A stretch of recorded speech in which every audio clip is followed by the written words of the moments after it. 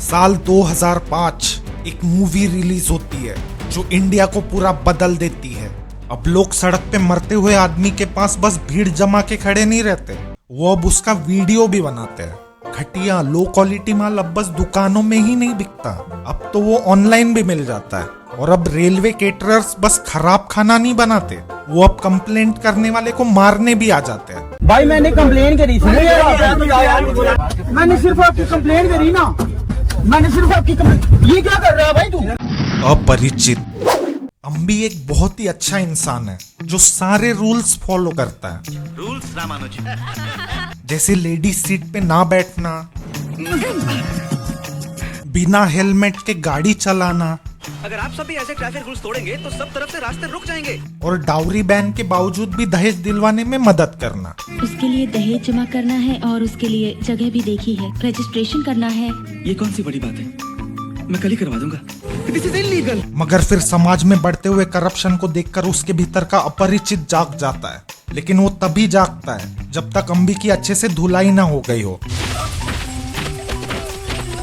क्यों मेरे साले पागल कुत्तों एक मासूम निहत्थे को इस तरह मारते हो?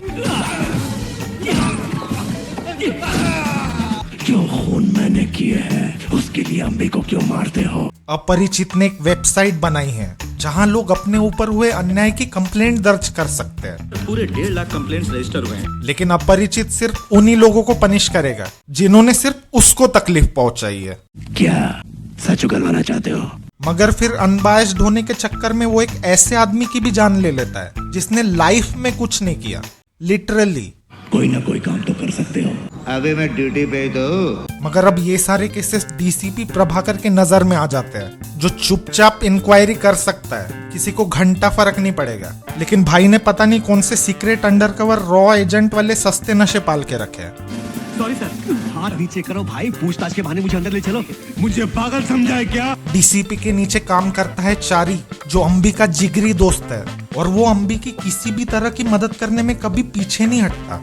अरे मुझे खबर भेज दी होती, अम्बी पुलिस स्टेशन में कंप्लेंट लिखवाई या नहीं? लेकिन जब अम्बी खबर देने जाता है तो इस तरह मुझसे मिलने मत आया करो, कितनी बार बोल चुका हूँ। अरे मुझे खबर भेज दी होती। मगर कुछ भी कहो, चारी तो अम्बी का सच्चा दोस्त है। वो तो अम्बी को लड़की को इम्प्रेस करने के अच्छी एडवाइस भी देता है। तुम वॉश बेसिन के पास उसका हाथ पकड़ लेना और हो सके तो प्यार से उसकी चुम्मी ले लेना। लेकिन अम्बी भी कोई दूध का धुला नहीं है, वो राम नाम जपना और पराया माल अपना में विश्वास रखता है। अम्बी को प्यार है नंदिनी से, और इसलिए वो नंदिनी को एक लव लेटर लिखता है, मगर वो लेटर देता है नंदिनी की माँ को। लव लेटर लिखना दरअसल बुरी बात है, माता पिता के हाथ में तो सब उचित है। और फिर अम्बी के ये उच्च संस्कार देख के नंदिनी की माँ बोलती है, इसे हम नंदिनी तक जरूर पहुंचाएंगे। तुम्हारे माता पिता ने अच्छी शिक्षा दी है तुम्हें। और फिर खुशी खुशी में नंदिनी की माँ नंदिनी को लेटर देना ही भूल जाती है। अम्बी ने जो आपको लेटर दिया था उसका रिप्लाई क्यों नहीं आया, पूछ रहा है। मैं तो भूल ही गई नंदिनी, अम्बी ने तुम्हें ये लेटर देने के लिए मुझे दिया था। इसे हम नंदिनी तक जरूर पहुंचाएंगे। लेकिन फिर लेटर पढ़ने के बाद या ना पढ़ने के बाद नंदिनी अम्बी को उसकी औकात दिखा देती है। आपको देखकर मुझे कुछ होता ही नहीं, ये कोई लव लेटर है, इसे पढ़कर मुझे कुछ फील नहीं हुआ। लेटर पढ़ा ही कब तूने?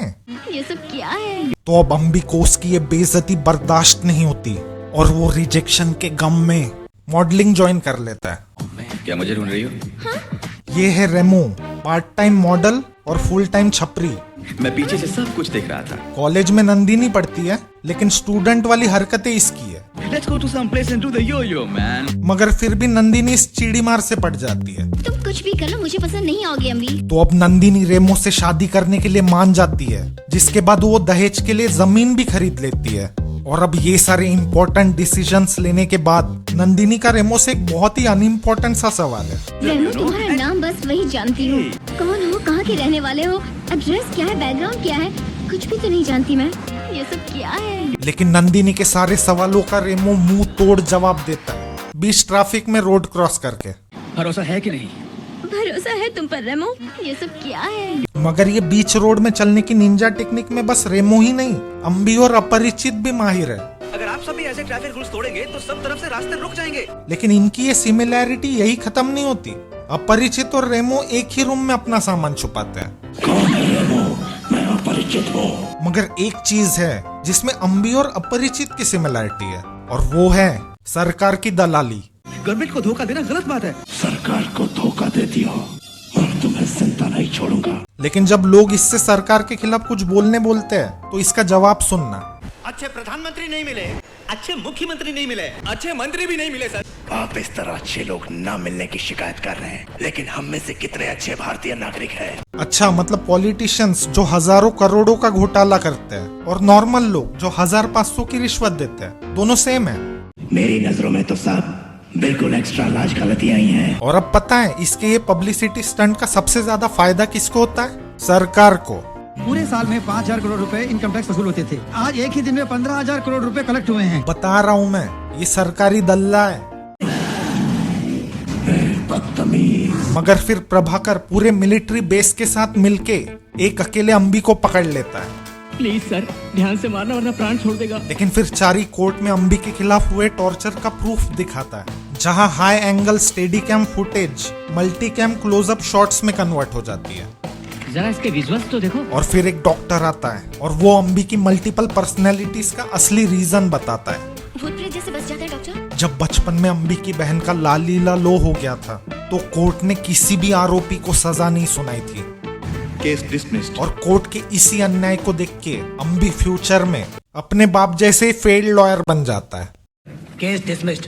अगला कौन है बुलाओ। तो अब कोर्ट अंबी के अंदर से अपरिचित को निकालने के लिए उसको मेंटल हेल्थ फैसिलिटी भेज देता है। लेकिन 2 साल के ट्रीटमेंट के बाद अपरिचित के जगह अंबी ही बाहर निकल जाता है।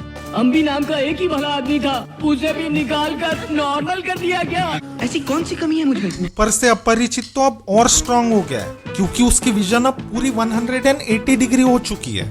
सामने से बाल काट दिए ना उसके।